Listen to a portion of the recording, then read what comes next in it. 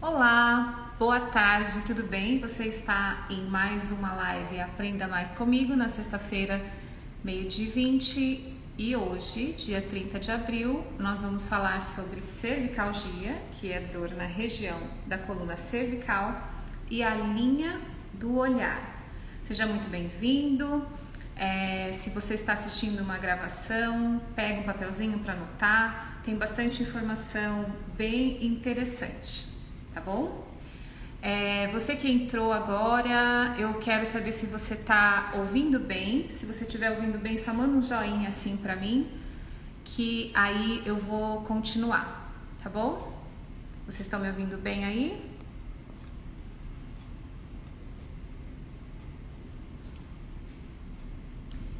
Então vamos lá, deixa eu compartilhar a primeira. Esse é o nosso tema de hoje, cervicalgia e a linha do olhar em crianças e adolescentes. Obrigada quem respondeu aqui para mim.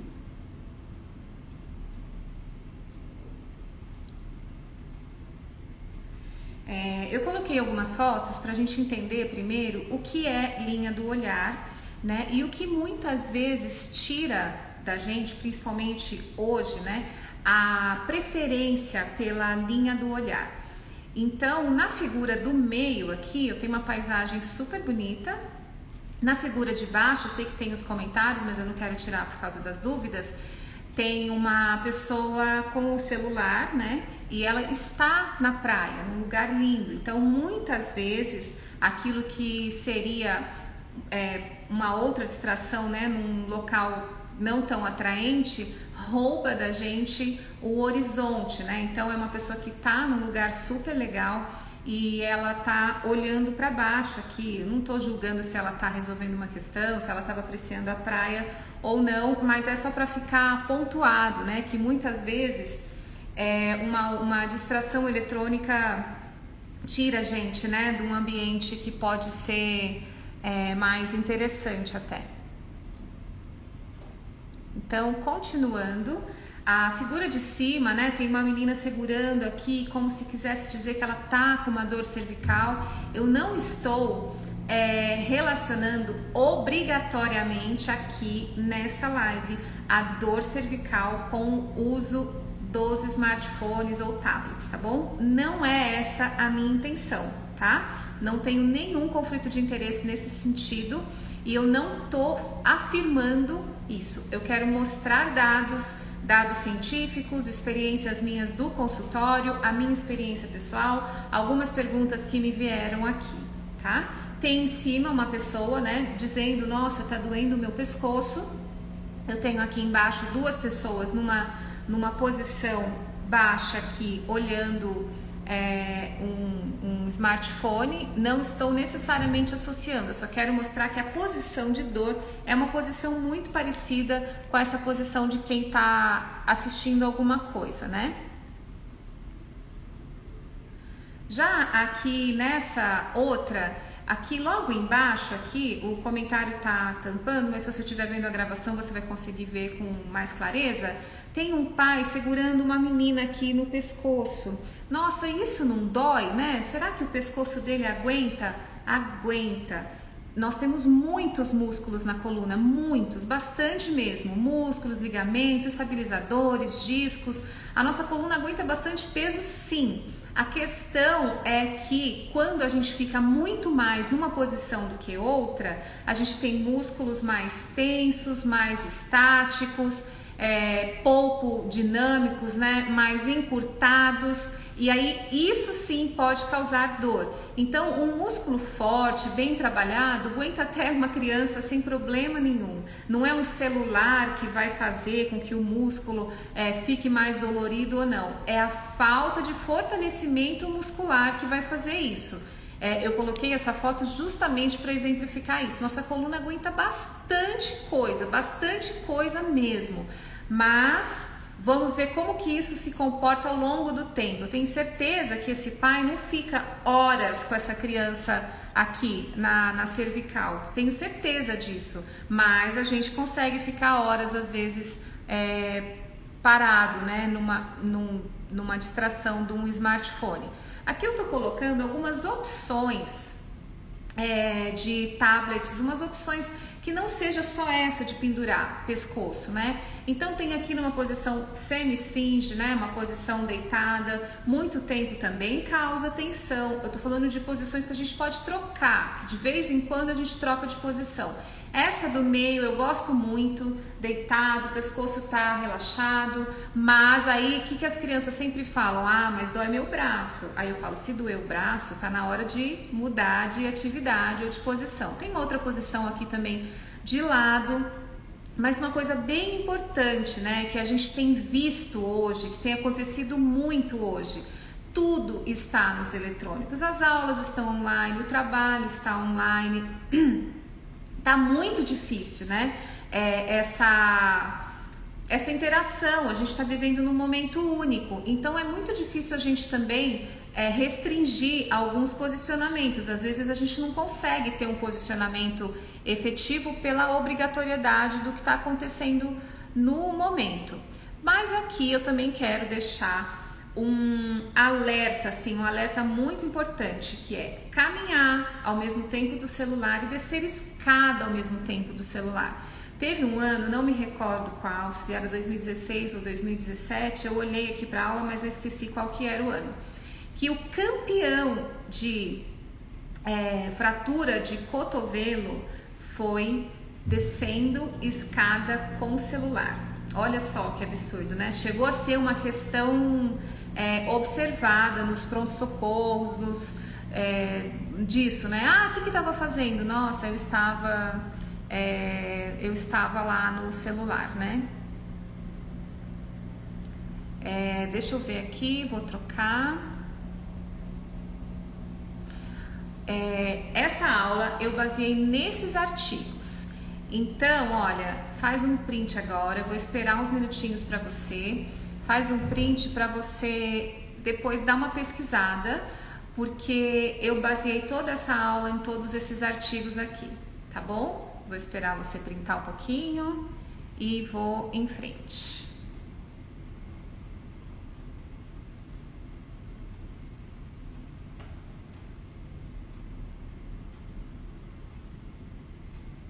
Então vamos lá. O que seria a linha do olhar? A linha do olhar é a linha do horizonte. Volto aqui com o meu boneco, então ele está aqui olhando para o lado, e a linha do olhar é essa linha aqui. Os olhos, nariz, boca, é essa linha. O que está acontecendo? Nós estamos perdendo a linha do olhar e ficando muito com a cabeça baixa e olhando, não é o chão, né? A gente está olhando algo aqui que está sempre na nossa mão. E essa linha, ela está ficando com a gente sentado, escorado, em pé, andando. Essa que é a questão. Então, quando nós vamos reabilitar, a gente precisa começar da linha do olhar. Aí o que acontece? Primeiro eu faço, né, o movimento aqui, na hora da reabilitação, escolho reabilitar para a pessoa ficar, recuperar a linha do olhar, e isso vai gerar algumas compensações todas, né, no corpo. A gente já viu em umas outras aulas que a postura ela é estática, ela é dinâmica e ela é principalmente funcional. E uma das coisas importantes da postura é que ela faça com que o meu corpo desempenhe da melhor forma possível a atividade que ele tem para desempenhar. Então, quando eu trabalho, né, uma reabilitação a partir da linha do olhar, não é necessariamente uma coluna reta, mas uma coluna que esteve acostumada a ficar assim. Quando eu volto a cabeça, muitas vezes o tronco fica e só a cabeça sobe. E aí eu tenho uma hiperlordose aqui na cervical, consequentemente ou uma hiperlordose ou uma cifose invertida também pode dar aqui na lombar. E aí isso vai me trazer ou uma flexão de joelho, quem tiver mais encurtamento, de isquiotibiais, ou uma hiperextensão de joelhos para quem tem mais encurtamento aqui da musculatura, dessa porção que liga o quadril a coxa. Então, quando a gente tem uma alteração simples da linha do olhar, a gente tem vários desdobramentos aqui no corpo. Eu fiz uns desenhos aqui para exemplificar, e esse conceito você encontra melhor num livro chamado Trilhos Anatômicos, tem em PDF também, de Thomas Meyer, e tem também Andrea Kisner. Ela tem um Instagram muito bom que ela explica muita coisa legal sobre os trilhos anatômicos. Aqui eu quero só exemplificar.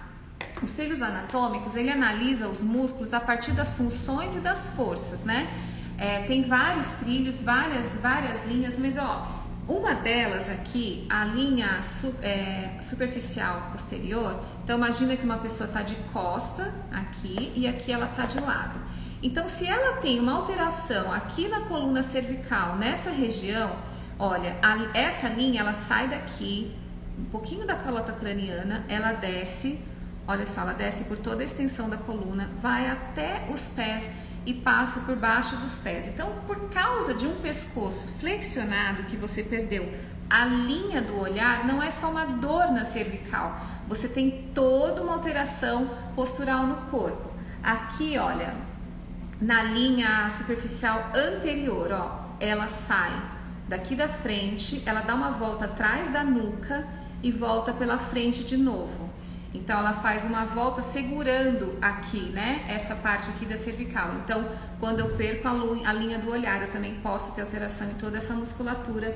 E a espiral, que olha, que sai da frente da perna, passa por trás do tórax e volta para frente da perna de novo. Então muitas vezes uma cervicalgia, né, uma dor cervical, a gente não pode olhar só para o pescoço. A gente precisa no corpo todo, trabalhar todo o corpo, como eu mostrei aqui, todas essas linhas, né? Lógico que eu vou avaliar meu paciente para saber qual que é a predominante dele, mas normalmente eu vou ter que trabalhar todas essas linhas aqui para poder resolver uma questão cervical. Então, por exemplo, toda a musculatura aqui anterior da coxa, abdômen, essa musculatura que sobe pelo pescoço, esternocleidomastoide, que passa lá atrás, occipital e volta. Muitas vezes, todos os pacientes, né, a grande maioria dos pacientes e muitos fisioterapeutas, os médicos que encaminham, pensam que o nosso trabalho está aqui, ó, só nessa parte aqui que dói. Mas o nosso trabalho, ele está todo aqui, tá? Quando é uma questão de perda da linha do horizonte, como eu falei, de deixar de olhar para frente e olhar para baixo, o que mais acomete é a linha espiral, que é essa que sai da frente aqui das coxas, passa por trás do tórax e vem para frente de novo. Como é que eu vou tratar esse paciente? Então eu vou pensar em exercícios que englobam todas essas linhas. Primeiro, é claro, eu vou trabalhar a cervical, a mobilidade, a força, devolver a função, trabalhar toda essa parte de consciência corporal para que a pessoa continue, né, despertar a necessidade de olhar para frente, tirar os ruídos. Como que são os ruídos? Como, por exemplo, aquela primeira imagem, eu estou na praia e eu preciso ficar olhando alguma coisa muito interessante nas redes sociais. Eu estou na praia, não é a hora para isso, né? Eu tenho outros momentos. Então, tirar essas distrações, né, que façam com que eu fique muito tempo com o pescoço flexionado.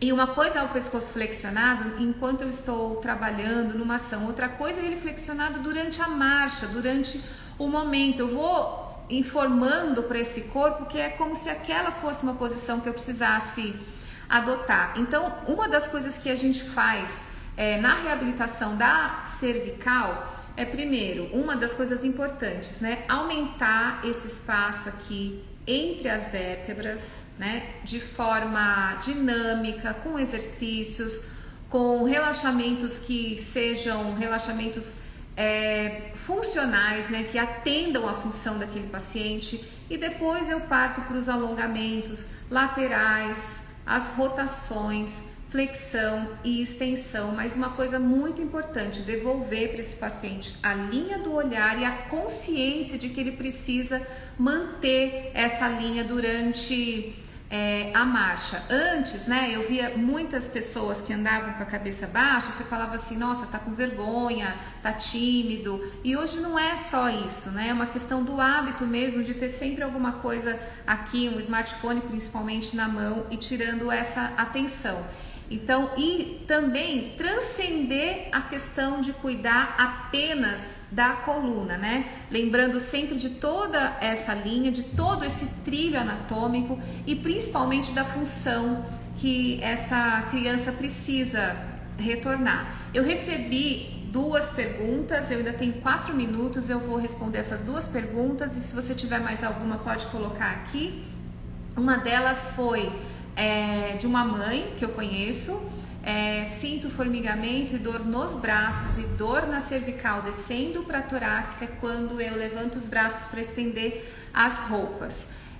Isso pode acontecer por vários motivos. Um dos motivos, né, que a hora que eu faço a extensão aqui da coluna, imagina que ela tá olhando aqui para frente, a hora que eu faço aqui a extensão lá para olhar para cima, pode ser que eu tenha alguma estrutura aqui que eu esteja comprimindo, então eu preciso pesquisar para saber se existe alguma estrutura aqui que está sendo comprimida. E também a dor aqui quando levanta os braços, ela pode estar associada à cervical ou não. Então a dor aqui nos braços, ela pode ser por causa de uma clavícula, de algum encaixe do ombro, de um acrome ganchoso, de alguma questão aqui na gleno-humeral ou na região da escápula, né? Precisa saber exatamente o que está acontecendo em toda essa região. Mas, olhando aqui as linhas, né? Eu posso dizer certeza que é alguma questão aqui na linha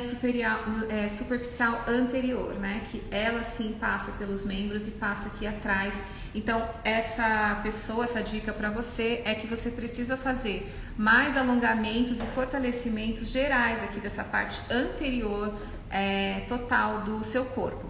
A outra pergunta que eu recebi é: meu filho fica muito tempo no celular e ele não reclama de dor. Eu posso dizer, tudo bem, pode ser que ele nunca reclame de dor, mas as estruturas dele vão se acomodando, né? E enquanto a criança está ainda na fase de crescimento, ela vai acomodando e o corpo vai regulando, ou seja, vai encontrando como se aquilo fosse o normal.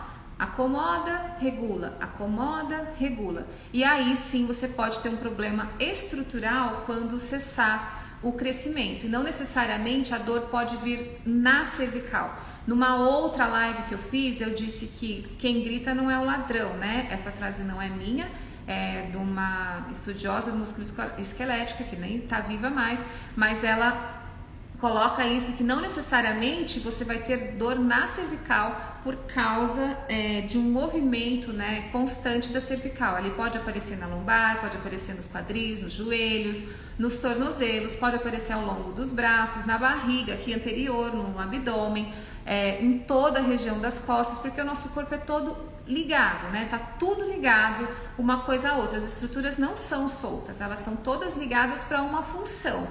Então pode ser que a criança não sinta sim dor na cervical, pode acontecer dela não ter dor e mesmo assim, mas o corpo vai se adaptando e ele vai se regulando e aquela postura pode ficar fixada daquela forma, né? E aí ter mais trabalho aqui depois quando for trabalhar essa mobilidade torácica.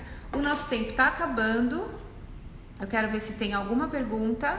Se não tiver nenhuma pergunta, quero agradecer muito que você esteve aqui. Se você ainda tiver alguma dúvida a esse respeito, você pode colocar aqui nos comentários ou mandar um e-mail para mim, renata@renatasoares.com.br, ou no direct aqui no Instagram, ou se você estiver vendo numa outra rede social, é só comentar que depois eu respondo para você. Até a próxima sexta-feira. Segunda-feira eu vou colocar o tema da próxima live para poder você escolher também. Até mais!